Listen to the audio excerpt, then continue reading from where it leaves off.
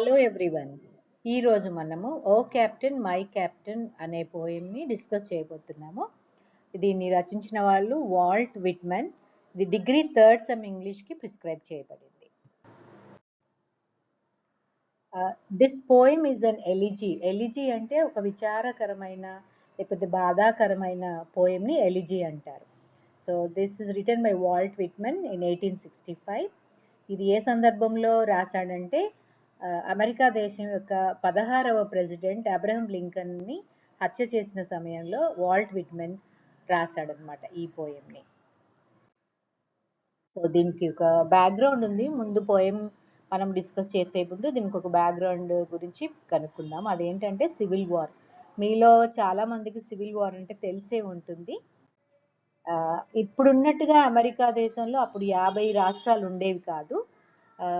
Northern states, southern states అని 2 భాగాలుగా విభజించబడి ఉందన్నమాట. అప్పుడు నార్దర్న్ ఏమో యూనియన్ టెరిటరీ, యూనియన్ స్టేట్స్ అనేవాళ్ళు, అది యూనియన్ గవర్నమెంట్.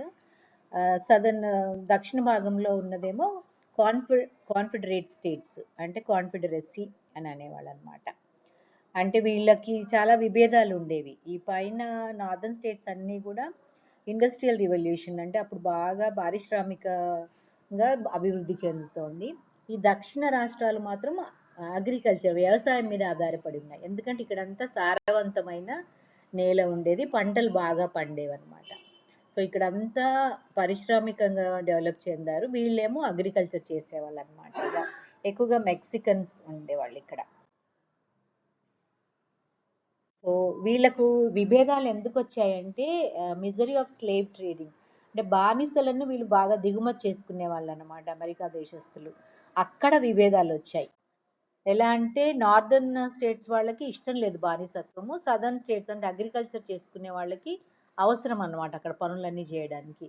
ముఖ్యంగా దీన్ని ట్రయాంగులర్ ట్రేడ్ అనేవాళ్ళు, ఈ దిగుమతిని, బానిసలను దిగుమతి చేసుకునే వాళ్ళు అనమాట. ఎక్కువ బ్లాక్ పీపుల్ ఆఫ్ అమెరికా వాళ్ళకి సంబంధించింది ఈ స్లేవరీ అంటే. ఇది నార్త్ అమెరికా, ఇది ఆఫ్రికా, ఇది యూరప్. ఈ యూరప్ దేశంలో ఉండే వ్యాపారవేత్తలు ఆఫ్రికాకి వెళ్ళి వాళ్ళ సరుకులన్నింటినీ అమ్ముకునేవాళ్ళు అనమాట. టెక్స్టైల్స్, పాటరీస్ అవన్నీ. అక్కడికి వెళ్ళినప్పుడు వాళ్ళకి అక్కడున్న ప్రజలంతా కూడా నల్ల జాతీయులు, వాళ్ళు చాలా బీదరికంలో ఉన్నారు, వాళ్ళకి తినడానికి తిండి లేదు. సో ఏ జాబ్ చేయమన్నా, ఏ పని చేయమన్నా చేయడానికి వాళ్ళు రెడీగా ఉన్నారు. అప్పుడు ఈ యూరోపియన్స్ ఏం చేస్తారు కదా, వాళ్ళని తీసుకెళ్ళి నార్త్ అమెరికాకి తీసుకెళ్లారు. ఎందుకంటే ఇక్కడ పంటలు బాగా పండితే, పత్తి, కాటన్, టొబాకో పండితే వాళ్ళు తీసుకెళ్ళి వాటి ప్రోడక్ట్స్ తయారు చేసుకునే వాళ్ళు అనమాట. టెక్స్టైల్స్, మత్తు పదార్థాలు అవన్నీ వీళ్ళు యూరోపియన్స్ తయారు చేసుకునేవాళ్ళు. సో ఇక్కడ నుంచి వీళ్ళు ప్రోడక్ట్స్ని తీసుకొచ్చి ఆఫ్రికాలో అమ్ముకునేవాళ్ళు. ఆఫ్రికా నుంచి స్లేవ్స్ని తీసుకెళ్ళి అమెరికాలో అమ్ముకునేవాళ్ళు. అమెరికాలో తయారైన ప్రోడక్ట్స్, ముడి సరుకు అంతా మళ్ళీ యూరప్ తీసుకునేవాళ్ళు. సో దీన్ని ట్రయాంగులర్ ట్రేడ్ అనేవాళ్ళు అనమాట. ఇది చాలా ప్రాముఖ్యమైన ఘట్టం అమెరికన్ హిస్టరీలో. సో వాళ్ళకి స్లేవ్స్ ఎందుకు, బానిసలు ఎందుకు అవసరం వచ్చిందంటే ఈ పంటలు పండించినప్పుడు ఆ పంట పని అంతా చేయడానికి వాళ్ళకి వీళ్ళు ఆఫ్రికన్ సరిగ్గా సరిపోయారు. అంటే బాగా కష్టజీవులు, వాళ్ళు కష్టపడి పనిచేసేవాళ్ళు. డబ్బులు కూడా ఎక్కువగా అడిగేవాళ్ళు కాదు, ఎలా చెప్తే అలా వినేవాళ్ళు. ఎందుకంటే వాళ్ళకి తినడానికి తిండే లేనప్పుడు ఇలా ఉద్యోగాలు ఇస్తుంటే వాళ్ళు ఎట్లా అయినా ఇక్కడే ఉండేవాళ్ళు. బానిసల్లాగా బతకడానికి వాళ్ళకి ఎటువంటి అభ్యంతరం ఉండేది కాదు. ఇక్కడ పత్తిలోంచి అన్ని గింజలు ఒలుస్తున్నారు చూడండి, చేసి ఆ ముడి సరుకునంతా కూడా యూరోప్కి వాళ్ళు ఎగుమతి చేసేవాళ్ళు.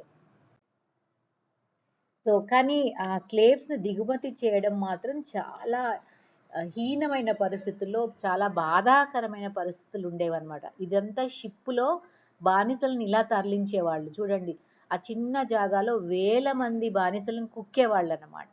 So transfer of slaves between Africa and the Americans. So Africans were kidnapped and sold to European and American slave traders. ఇక్కడ నుంచి వాళ్ళు ఇష్టం లేకపోయినా కూడా, అంటే ఆ ప్రయాణం నెలల తరబడి సాగేదన్నమాట వాళ్ళకి.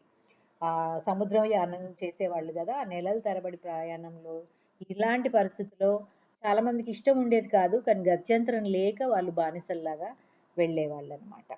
సో సగం దారిలోనే కొంతమంది చచ్చిపోయేవాళ్ళు ఆఫ్రికన్స్. ఇది అనమాట పరిస్థితి. ఇది షిప్ లోపలి భాగము, కింద కంపార్ట్మెంట్లో అంతా మా సరుకులన్నీ పెట్టుకునేవాళ్ళు. చూడండి మధ్య కంపార్ట్మెంట్లో బానిసలను అంతా ఎలా కుక్కారో, వాళ్ళు అట్లా పడుకొని ఉండడము, కూర్చోడానికి ప్లేస్ ఉండేది కాదు, లేచి నిలబడడానికి కూడా వాళ్ళకి సరి అయిన స్థలం సరిపోయేది కాదు.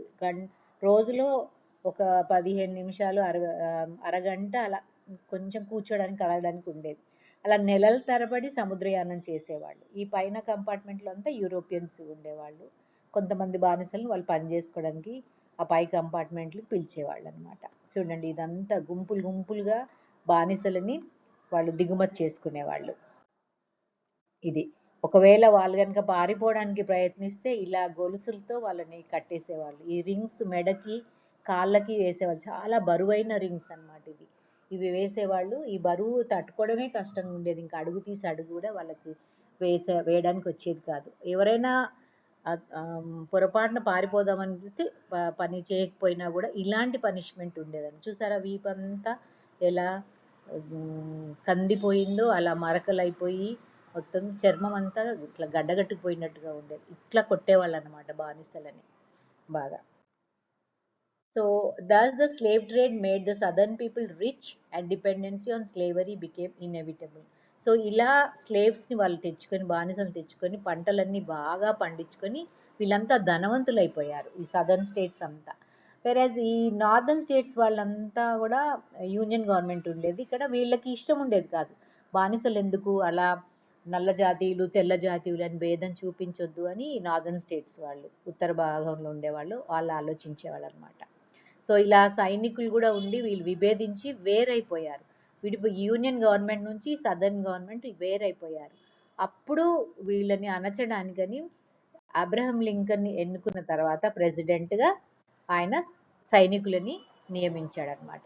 ఇలా సివిల్ వార్ ఎలా స్టార్ట్ అయిందంటే, for more than 80 years people in the northern and southern states had been debating the issues on the role of slavery within American society that ultimately led to war. So ఇట్లాంటి విభేదాలు ఉండి అది ఒక war యుద్ధం లాగా పరిణమించింది అనమాట.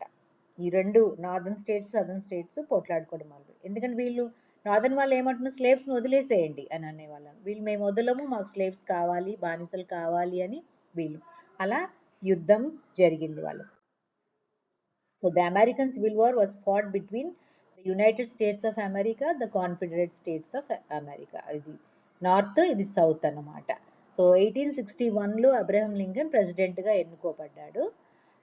కానీ వాళ్ళకి విభేదాలు ఉండేవి, disagreement over the institution of slavery. బానిసలు ఉండకూడదు అని అబ్రహం లింకన్ నమ్మేవాడు. ఎందుకంటే అబ్రహం లింకనే చాలా బీదరికంలోంచి వచ్చాడనమాట. చెప్పులు కుట్టుకునే స్థాయి నుంచి ప్రెసిడెంట్గా లాగా ఎదిగాడు. సో ఆయనకు బీదరికం అంటే ఏంటి తెలుసు, బానిసలు అంటే ఏమిటో తెలుసు అనమాట. అందుకని చాలా వ్యతిరేకించేవాడు. So they demanded the abolition of negro slavery through the confederacy. And ఆ దక్షిణ అమెరికాలో ఉండే రాష్ట్రాలన్నిటిలోంచి కూడా బానిసలని విడుదల చేయాలి అని చెప్పేసి వాళ్ళు అనుకునేవాళ్ళు అనమాట. అట్లాంటి నియమం పెట్టారు. సో ఇలా ఒక 11 రాష్ట్రాలు కలిసి వాళ్ళంతా యూనియన్ నుంచి వేరుపడ్డారు, ఈ దక్షిణ రాష్ట్రాలన్నీ కూడా. సో వాళ్ళకి ఏంటంటే ఆఫ్రికన్స్ స్లేవ్స్ లాగా రావాల్సిందే, మాకు బానిసలు ఎట్టి పరిస్థితుల్లో కూడా కావాల్సిందే. సో ఏప్రిల్ 12, 1861లో యాక్చువల్ యుద్ధం స్టార్ట్ అయిందనమాట. సివిల్ వార్ స్టార్ట్ అయిపోయింది. ఈ సదర్న్ స్టేట్స్ వాళ్ళు ఏం చేశారంటే, వాళ్ళు ఒక ఫోర్ట్ క్యాసిల్ మీద వాళ్ళు కాల్పులు జరిపారు. లింకన్ అప్పుడు 75,000 మంది సోల్జర్స్ని దింపాడు, రంగంలోకి దింపి వాళ్ళందరినీ అంటే విప్లవంలా వాళ్ళు ఎదురు తిరిగిన వాళ్ళందరినీ కూడా అణచివేశాడు అనమాట. సో అక్కడి నుంచి యుద్ధము స్టార్ట్ అయింది. అయితే ఎప్పుడైతే లింకన్ ఎమాన్సిపేషన్ ప్రొక్లమేషన్ అంటే బానిసలను ఫ్రీ చేసే రాజ్యాంగ సవరణ చేశాడో, అది సదర్న్ స్టేట్ వాళ్ళకి చాలా నచ్చని విషయంగా మారిందనమాట. అప్పుడు ఆ భీకర యుద్ధం జరిగింది, 5 ఏళ్ల పాటు వాళ్ళు పోట్లాడుకున్న తర్వాత 1865లో వార్ అంతమైపోయింది, ఇద్దరి మధ్యలో అంతమైపోయి వీళ్ళు యునైటెడ్ స్టేట్స్ ఆఫ్ అమెరికా లాగా మారిపోయారు. అయితే 1865 ఏప్రిల్ 15th రోజు ఏమైందంటే, Lincoln was assassinated by John Wilkes Booth while he was watching a play. ఆ రోజుల్లో స్టేజ్ ప్లేస్ చూసేవాళ్ళు. సినిమాలు మనలాగా ఇప్పుడులాగా సినిమాలు అవి ఉండేవి కాదు. రిక్రియేషన్ అంతా కూడా స్టేజ్ ప్లేస్ చూసేవాళ్ళు. అయితే ఇంకా లింకన్ గెలిచాం కదా యుద్ధము, ఇంక ఇప్పుడు ఏమీ అట్లాంటి డిస్టర్బెన్స్ ఏమి ఉండదు, అందరూ ఇంకొకటైపోయాం కదా అని ఆ సంతోషంలో ఒక స్టేజ్ ప్లే చూస్తున్నాడు అనమాట.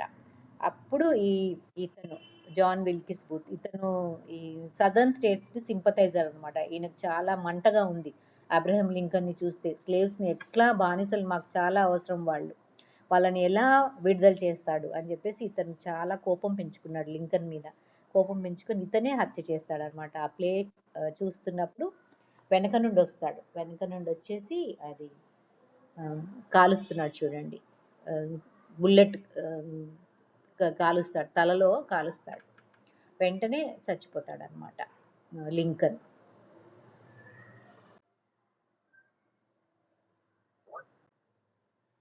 సో అప్పుడు ఇదంతా బ్యాక్గ్రౌండ్ అనమాట. అతను చనిపోయినప్పుడు, హత్య చేయించినప్పుడు, హత్య గావించబడినప్పుడు వాల్ట్ విట్మన్ ఈ పోయం రాస్తాడు. ఇప్పుడు మనం పోయంని ఒకసారి డిస్కస్ చేసుకుందాం. O captain my captain, written by Walt Whitman. O captain my captain, our fearful trip is done. The ship has withered every rack. The prize was sought. The prize we sought is won. O captain అంటే ఇక్కడ Abraham Lincoln అనమాట. Ship నడిపించే వాళ్ళని captain అంటారు కదా, ఇక్కడ America దేశాన్ని నడిపించే captain Abraham Lincoln. Fearful trip అంటే డ్రెడ్ఫుల్ సివిల్ వార్ అనమాట. ఆ వార్ జరిగింది కదా, అది ఆ వార్. ఫియర్ఫుల్ ట్రిప్ అయిపోయింది. The ship has weathered every rack. ఇక్కడ షిప్ అంటే అమెరికా దేశం అనమాట. అది చాలా ఎదుర్కొంది, అన్ని కష్టాలని ఎదుర్కొంది. షిప్ ఎలాగైతే సముద్ర తుఫాలను ఎదుర్కొని ప్రయాణం సాగిస్తుందో, అలాగే అమెరికా దేశం కూడా ఈ కష్టాలన్నిటిని కూడా ఎదుర్కొంది. The prize we sought is won. అంటే ఇప్పుడు ఏమంటుంది అది, మనం దేనికోసమైతే యుద్ధం చేసామో, లేకపోతే ఈ ప్రయాణాన్ని ఎదుర్కొన్నామో అది దొరికింది మనకు. వన్ అంటే విజయం సాధించాం. And overcome all the obstacles and hardships like strong winds. షిప్కి ఎలాగైతే ఈ తుఫానులు అడ్డుపడతాయో, అలాగే అమెరికా కూడా ఈ సివిల్ వార్ అనేది అడ్డుపడింది. కానీ ఇప్పుడు మనం అంతా గెలిచాము అని చెప్తున్నాడు Walt Whitman. The port is near, the bells I hear, the people all exulting, while follow ice the steady keel, the vessel grim and daring. The port is near అంటే మనం ఒడ్డుకు చేరుకున్నాము, మన షిప్ ఒడ్డుకు చేరుకున్నాము. కీల్ అంటే షిప్ యొక్క అడుగు భాగం అనమాట. ఇది అడుగు భాగము, ఇది బ్యాలెన్స్ చేస్తుంది షిప్ని.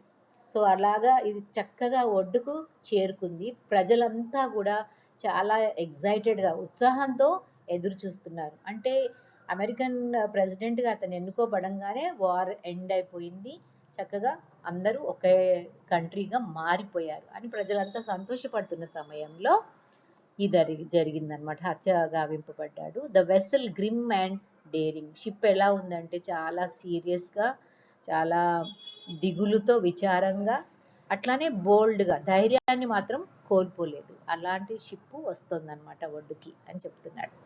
గ్రిమ్ అంటే serious. But oh heart, heart, heart, oh the bleeding drops of red, where on the deck my captain lies, fallen cold and dead. అంటే ఇక్కడ బ్లీడింగ్ డ్రాప్స్ ఆఫ్ రెడ్ అంటే అతను హత్యగామిపోయాడు, తలలో బుల్లెట్ తగిలింది కదా, అక్కడ నుంచి రక్తం ధారలాగా కారుతోందనమాట. అంటే ఇది టెక్నిక్ ఏంటంటే లిటరీ టెక్నిక్ హైపర్బోల్ అంటారు. అంటే కొంచెం ఎగ్జాగరేటింగ్గా ఎక్కువ చేసి చెప్పేదాన్ని హైపర్బోల్ అంటారు. Second stanza. O captain, my captain, rise up and hear the bells. Rise up, for you the flag is flung, for you the bugle trills. అంటే ఇక్కడ పిలుస్తున్నాడు అనమాట అతన్ని వాల్ట్ విట్మెన్, కవి. రైజ్ అప్, లెగు, లేచి నిలబడు అని చెప్తున్నాడు. అంటే this technique of talking to the dead is called apostrophe. ఈ లిటరీ టెక్నిక్ ఏమంటారంటే అపాస్ట్రఫీ అంటారు. అంటే చనిపోయిన వాళ్ళతో మాట్లాడడానికి ప్రయత్నించడాన్ని అపాస్ట్రఫీ అనే టెక్నిక్ అంటారు అనమాట. సాధారణంగా చాలా ప్రియమైన వాళ్ళు చనిపోతే అది నమ్మశక్యంగా ఉండదు, పిలుస్తూ ఉంటారు వాళ్ళని, లేస్తారేమో అనేసి గట్టి గట్టిగా పిలుస్తూ ఉంటారు. ఇక్కడ కూడా ఈ పోయెట్ వాల్ట్ విట్మెన్ క్యాప్టెన్ లేవు లేవు అని పిలుస్తున్నాడు అనమాట. For you the flag is flung, నీకోసం జెండా ఎగురుతుంది. For you the bugle trills, ఆ మ్యూజికల్ ఇన్స్ట్రుమెంట్స్ అన్నీ కూడా మోగుతున్నాయి. చూడండి ఇలా. సో బ్యూగుల్ ట్రిల్స్, ఇది బ్యూగుల్ అనే మ్యూజికల్ ఇన్స్ట్రుమెంట్ అనమాట. ట్రిల్ అనేది సౌండ్, నీకోసమే వాళ్ళు ఊదుతున్నారు ఈ మ్యూజికల్ ఇన్స్ట్రుమెంట్స్, కాబట్టి నువ్వు లేవవాలి. For you bouquets and ribbon wreaths, for you the షోస్ అ క్రౌడింగ్. ఇక్కడంతా సంతోషంగా చెప్తున్నాడు, ఆ ఎగ్జైట్మెంట్ ని చెప్తున్నాడు. ఇక్కడ సడన్ గా ఏం చెప్తున్నాడు, పూల గుత్తులు, రిబ్బన్ రీడ్స్ ఇవన్నమాట. ఈ రిబ్బన్ రీడ్స్ అంటే ఈ రౌండ్ గా ఇది చనిపోయిన వాళ్ళకి అర్పించుకుంటారు అనమాట, శ్రద్ధాంజలి ఘటిస్తారు. ఇవి తీసుకొచ్చారు నీకోసము ప్రజలు అని చెప్తున్నాడు అనమాట. For you they call the swaying mass, there eager faces turning. ఆ మొత్తం జనాలంతా, ప్రజలంతా కూడా నీకోసమే వచ్చారు, చాలా ఆతృతతో ఎదురు చూస్తున్నారు. అంటే అతని బాడీని తీసుకొచ్చారనమాట ప్రజలకు చూపించడానికి అని చెప్పేసి. American people who supported Lincoln, swaying mass అంటే గుంపులు గుంపులుగా అనమాట. Dear Captain, dear Father, this arm beneath your head, it is some dream that on the deck you've fallen cold and dead. O captain, చూడు ఇక్కడ నా చేయిని నీ తల కింద పెట్టాను, కాబట్టి నువ్వు లెగవాలి, నువ్వు లేస్తావని నీకు సపోర్ట్గా నా చేయిని పెట్టాను. It is some dream on the deck, ఇదొక స్వప్నంలాగా ఉంది నాకు, నువ్వు నిజంగా చచ్చిపోయావంటే నేను నమ్మలేకపోతున్నాను అనమాట. So it's like a dream, అన్ని గుర్తు చేసుకుంటున్నాను. రెమినిసెన్స్ అంటే గుర్తు చేసుకుంటున్నాను. ఈ డెత్ టు బి ఫ్యాన్సీ అంటే ఇది నిజం కాదు, నువ్వు చనిపోలేదు, ఎందుకంటే మేము ఎంతో కష్టపడి నిన్ను ప్రెసిడెంట్గా ఎన్నుకున్నాము, నువ్వు ప్రెసిడెంట్గా ఎన్నుకున్న తర్వాత ఈ యుద్ధాన్ని కూడా సమాప్తం గావించావు, ఇప్పుడు అందరూ ప్రశాంతంగా ఉన్నాం అనుకున్న టైంలో ఏంటి ఇలా జరిగింది అని తట్టుకోలేకపోతున్నాడు అనమాట Walt Whitman. My captain does not answer, his lips are pale and still, my father does not feel my arm, he has no pulse nor will. ఇక్కడ నా క్యాప్టెన్ ఆన్సర్ బదులు పలకటం లేదు, అతని పెదాలు ఎండిపోయాయి అనమాట, పేల్గా అయిపోయాయి అంటే జీవం లేకుండా అయిపోయి, స్టిల్ అంటే కదలిక లేకుండా అయిపోయాయి, మాట్లాడలేకపోతున్నాడు. My father does not feel my arm, father అంటే ఇక్కడ తండ్రి సమానం అనమాట. ఆ లింకన్ అందరూ కూడా ఫాదర్ లాగా చూసుకునేవాళ్ళు, మేమంతా ఆయన పిల్లలు అని అమెరికన్స్ అనుకునేవాళ్ళు అనమాట. He has no pulse nor will, అతని నాడి కొట్టుకోవట్లేదు, అతని ఆత్మ కూడా ఏమీ రెస్పాన్స్ ఇవ్వట్లేదు, అతనికి ఏం మాట్లాడే ఉద్దేశం లేనట్టుగా అక్కడ పడి ఉన్నాడు అనమాట. The ship is anchored safe and sound, its voyage closed and done. అంటే ఇక్కడ షిప్ అంటే నేషన్, ఆ దేశం అనమాట, అమెరికా దేశము సేఫ్ గానే ఉంది, ఎందుకంటే యుద్ధం అయిపోయింది, వార్ హ్యాస్ ఎండెడ్, అండ్ ఆ ప్రయాణం కూడా అయిపోయింది, షిప్ ప్రయాణం అయిపోయింది. అలా from fearful trip the victor ship comes in with object won, వాళ్ళు అనుకున్నది సాధించారు. Exult O shores and ring O bells, సముద్రం ఒడ్డు అంతా కూడా చాలా ఎగ్జైటెడ్గా ఉండాల్సిన సమయం ఇది, చక్కగా గంటలు మోగుతూ ఉండాల్సిన సమయం ఇది. బట్ ఐ విత్ మోన్ఫుల్ ట్రెడ్, కానీ నేను మాత్రం చాలా దిగులుగా ఉన్నాను. ఇక్కడ ఏంటంటే డ్యుయాలిటీ ఆఫ్ ఇమోషన్స్, ఒకవైపు ఎగ్జైట్మెంట్ ఉత్సాహంతో మాట్లాడుతున్నాడు, అట్లాగే చాలా నిరాశతో కూడా మాట్లాడుతుంది. ఈ రెండు రకాల ఇమోషన్స్ పోయం అంతా కూడా మనకి కనిపిస్తూ ఉంటుందన్నమాట. Walk the deck my captain lies, thread అంటే నడవడం, నేను ఎలా నడుస్తున్నానంటే చాలా మోన్ఫుల్, చాలా దిగులుగా నిరాశగా నడుస్తున్నాను.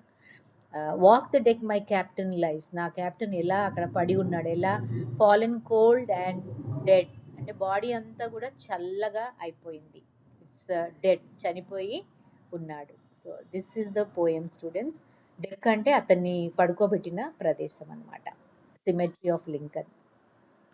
The poem ends with both victories as well as loss, యుద్ధం గెలిచిన సంతోషం ఉంటుంది, అతను చనిపోయిన దిగులు కూడా ఉంటుంది అనమాట. సో కాంప్రిహెన్షన్ క్వశ్చన్స్ కూడా ఆన్సర్స్ కొన్ని చూద్దాము. Answer the following questions in about 75 to 100 words. Who is addressed as captain in the poem O Captain, My Captain, and why? And the answer is, in the poem O captain my captain అని ఎవరిని అంటున్నాడంటే Walt Whitman Abraham Lincoln ని అంటున్నాడు అనమాట. మా క్యాప్టెన్వి నువ్వే, మా ship ని నువ్వే నడిపించావు కాబట్టి నువ్వే మా captain. A captain of ship leads the ship and the president of the country leads the country. దేశాన్ని లీడ్ చేసే అతను, షిప్ ని నడిపించే అతను కూడా ఇద్దరు క్యాప్టెన్సే అనమాట. Second question, the ship is anchored safe and sound, its voyage closed and done, what do the ship and the voyage symbolize. Anchored అంటే ఒడ్డుకు చేరి ఉందని, లంగరేశారు అని అంటారు కదా, అలా అంటే అది నీటిలో కొట్టుకుపోకుండా ఒడ్డుకు కట్టేస్తారు అనమాట షిప్లని, దాన్ని యాంకరింగ్ అంటారు. సో ఇక్కడ అడుగుతున్న షిప్ అంటే ఏంటి, వయేజ్ అంటే ఏంటి. వయేజ్ అంటే ప్రయాణం. The ship is a metaphor for the United States, which has been battered with heavy loss of life. చెప్పాను కదా, లక్షల మంది సైనికులు ప్రజలు చనిపోయారు ఆ వార్లో, civil వార్లో. Despite the difficulties, the ship is ultimately anchored safe and sound. అంత వార్ జరిగినా కూడా ఇప్పుడు అబ్రహం లింకన్ ప్రెసిడెంట్ అయిన తర్వాత ఎప్పుడైతే బానిసత్వంని నిర్మూలిస్తూ బానిసలందరినీ విడుదల చేయాలని రాజ్యాంగ సవరణ చేశాడో అప్పటి నుంచి సేఫ్ అండ్ సౌండ్గా ఉందన్నమాట. అంటే చాలా సురక్షితంగా ఉంది దేశం. The captain ship has been through tough times, చాలా కష్టాలు ఎదుర్కొంది అది. వెదర్డ్ ఎవ్రీ ర్యాక్ అంటే తుఫాన్లన్నిటిని కూడా ఎదుర్కొంది. ద వాయేజ్ అంటే ప్రయాణము, ఇక్కడ ఏంటంటే గుర్తు అనమాట, symbol of the journey of northern states of America through the civil war fought for liberating the slaves. Northern states సాగించిన ప్రయాణం అనమాట వాయేజ్ అంటే. What does the phrase fearful trip refer to? What was the prize sought that they won? Fearful trip ante enti? In the first line of Whitman's poem, the speaker says that he and his captain reached the end of fearful trip. అంటే అదే ప్రయాణం అనమాట. Civil war అంతా కూడా చాలా భయంకరమైన ప్రయాణం, journey చేశారు వాళ్ళు. నార్దర్న్ స్టేట్స్ సదర్న్ స్టేట్స్ మధ్యలో జరిగిందనమాట. ఇండిపెండెన్స్ రావడం అనేది వాళ్ళు గెలుచుకున్న praise. Why does the poet refer to his experience as some dream? Is he dreaming? Explain. నిజంగా అతను కలగంటున్నాడా, ఎందుకు డ్రీమ్ అని అంటున్నాడు? The poet is surprised to see the ship's captain, who guided the whole crew to the land from within a fearful fight, now lying on the deck covered with blood. అంటే రక్తంతో నిండిపోయింది అతని body అంతా కూడా. అక్కడ deck మీద అంటే ఆ ఎత్తైన ప్లాట్ఫామ్ మీద పడుకోబెట్టారు, అక్కడ పడుకొని ఉన్నాడు. సో అది అనమాట. What does the speaker ask the captain to do? Why doesn't the latter response? అతను ఏం అడుగుతున్నాడు, క్యాప్టెన్ ఏం చేయమని అడుగుతున్నాడు, పోయెట్ ఎందుకు రెస్పాన్స్ లేదు పోయెట్.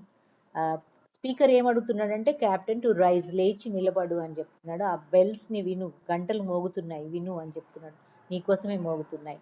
కానీ క్యాప్టెన్ ఆన్సర్ చెప్పే పరిస్థితిలో లేడు, రెస్పాన్స్ అవ్వడు, ఎందుకంటే అతను చచ్చిపోయాడు, చంపబడ్డాడు. What does bleeding drops of red mean? What figurative language is bleeding drops of red? The line oh the bleeding drops of red అంటే ఏంటి, ఇది హైపర్బోల్ అనమాట. అంటే ఎక్కువగా చేసి ఎగ్జాగరేషన్గా చేసి చెప్తున్నాడు అనమాట అక్కడ. ఇది ఫీలింగ్ ఆఫ్ ద క్యాప్టెన్ ఎట్లా ఉందని అంటే అక్కడ రక్తం ఓడుతూ ఉన్నాడు. That the heart is bleeding, same thing. So that is the explanation students. Poem మీకు అర్థమైందని అనుకుంటున్నాను.